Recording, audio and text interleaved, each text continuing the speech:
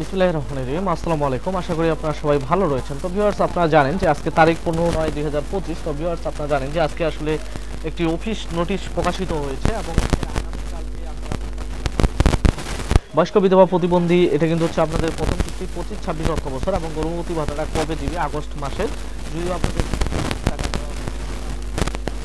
কি মনে করে যে আপনাদের আবার 9 মাস অর্থাৎ যেটা চলতেছে সেপ্টেম্বর এই মাসে টাকা সহ একসাথে দিবে।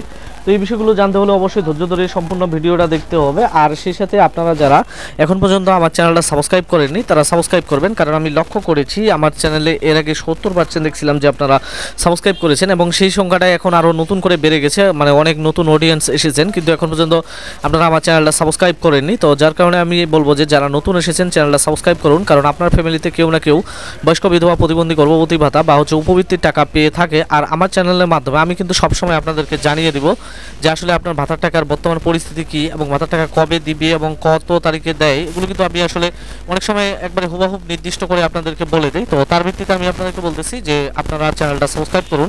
তো ভিউয়ার্স, আমি আপনাদেরকে বলি যে আসলে আপনারা জানেন যে একটি নোটিশ এসেছিল অর্থাৎ গত মাসে।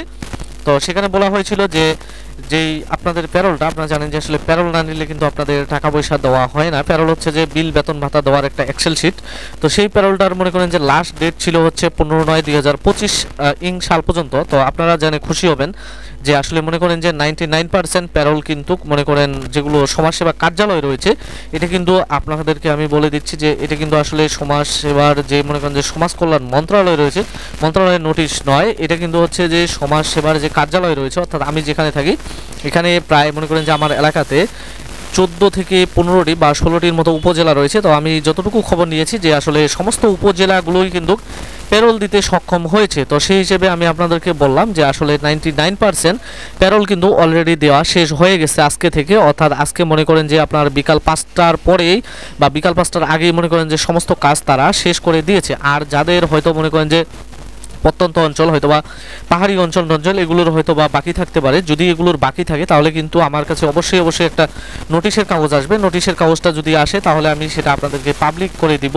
হয়তোবা মনে করেন যে যদি প্রত্যন্ত অঞ্চলে ইন্টারনেট, বিদ্যুৎ অথবা অন্যান্য যে কোনো হ্যাসেলের কারণে তারা প্যারোল যদি নিতে না পারে, হয়তো সর্বোচ্চ বাংলাদেশ সরকার তাদেরকে যে সমাজ কল্যাণ মন্ত্রণালয় রয়েছে তারা হয়তো সর্বোচ্চ মনে করেন যে 72 ঘন্টা সময় দিতে পারে, এর বেশি সময় কিন্তু তাদেরকে দিবে না। তার মানে আপনারা ধারণা করে নেন যে আসলে আজকে হচ্ছে 15 তারিখ, আজকে থেকে মনে করেন যে 72 ঘন্টা অর্থাৎ মনে করেন যে আপনার হচ্ছে 18 তারিখ বা 19 তারিখ মানে শুক্র এবং শনিবার বাদ দিয়ে বাকি দিনগুলোতে কিন্তু আপনারা আপনাদের কাঙ্ক্ষিত যে ভাতার টাকা রয়েছে সেটা পেতে পারেন। তারপর আমি আপনাদেরকে বলি যে আজকে হচ্ছে সোমবার, কালকে হচ্ছে আপনার মঙ্গলবার, বুধবার, বৃহস্পতিবার কিন্তু হয়তো বাংলাদেশ ব্যাংক বিকাল টাইমে বা মনে করেন যে বৃহস্পতিবার সন্ধ্যা টাইমে যদি সমাজ কল্যাণ মন্ত্রণালয় কোনো একটি টোকেন তৈরি করে মনে করেন যে সেগুনবাগিচার যে অফিস রয়েছে এটা যদি বাংলাদেশ ব্যাংকের কাছে যদি পাঠাইতে পারে, তাহলে অবশ্যই 100% দেখবেন যে বৃহস্পতিবারে সন্ধ্যা 7টার পরে থেকে মনে করেন যে 10টার মধ্যে কিন্তু আপনারা অবশ্যই কেউ না কেউ ভাতার টাকা পেয়ে যাবেন। আর যদি মনে করেন যে আমি আপনাদেরকে যে কথাটা বললাম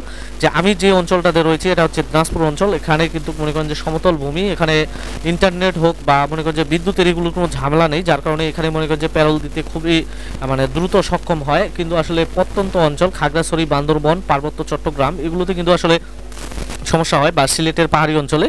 তো যার কারণে হয়তো 2 দিন 1 দিন প্যারোলের সময়টা বাড়িয়ে দেয়। যদি প্যারোলের সময়টা বাড়িয়ে দেয় তাহলে আপনারা মনে করবেন যে সামনে রবিবার সন্ধ্যা থেকে আপনারা কিন্তু আপনাদের কাঙ্ক্ষিত ভাতার টাকাটা পেয়ে যাবেন। তবে ভিউয়ার্স, আপনারা মনে রাখবেন যে যখন ভাতার টাকা আসা শুরু হয় তখন কিন্তু আপনাদেরকে প্রতারক বারবার কল দেয়। আমি কিন্তু এর আগে ভিডিওতে বারবার বলেছি যে টাকা আপনার বিকাশে অর্থাৎ আপনার বিকাশের সিমে টাকা ঢুকাইতে বা বিকাশ অ্যাকাউন্টে টাকা ঢুকাইতে কোনো প্রকার পিনকোড, ওটিপি কোড লাগে না, টাকা বের করতে পিনকোড, ওটিপি কোড লাগে। তো কেউ যদি আপনাকে ফোন দিয়ে বলে, আপনি শুধু এই কথাটা বলবেন যে টাকা ঢুকাইতে কোনো প্রকার পিনকোড, ওটিপি কোড লাগে না, আপনার যদি টাকা দেওয়ার ইচ্ছা আছে আপনি পিনকোড, ওটিপি কোড বাদে দিয়ে দেন।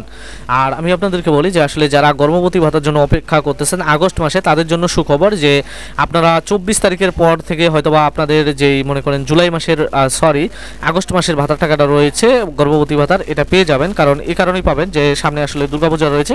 তো যার কারণে আসলে সব ধর্মের মানুষই অর্থাৎ দুর্গাপূজার যে যারা হিন্দু রয়েছে বাংলাদেশের একটি মনে করেন যে দ্বিতীয় বৃহৎ জনগোষ্ঠী, তো তারাও যেন ঠিকমতো তাদের পূজাটা উদযাপন করতে পারে, যার কারণে বাংলাদেশ সরকার আপনাদেরকে খুব দ্রুত তড়িঘড়ি করে এখন কিন্তু আপনাদের ভাতার টাকা দিয়ে দিবে। তো ভিউয়ার্স, এই পর্যন্তই ছিল আজকে লাস্ট আপডেট, এবং আমি আপনাদেরকে বলবো যে যারা এখনও চ্যানেলটা সাবস্ক্রাইব করলেন না তারা সাবস্ক্রাইব করে পাশে থাকা বেল আইকনটি বাজিয়ে রাখুন, এবং আমার ভিডিওতে একটি লাইক করবেন, আর ভিডিওটা কত সমস্যা হলে কমেন্ট করবেন, এবং ভিডিওটা হিস পরিমাণে ফেসবুক, ইমো, হোয়াটসঅ্যাপে শেয়ার করে দেবেন। ধন্যবাদ।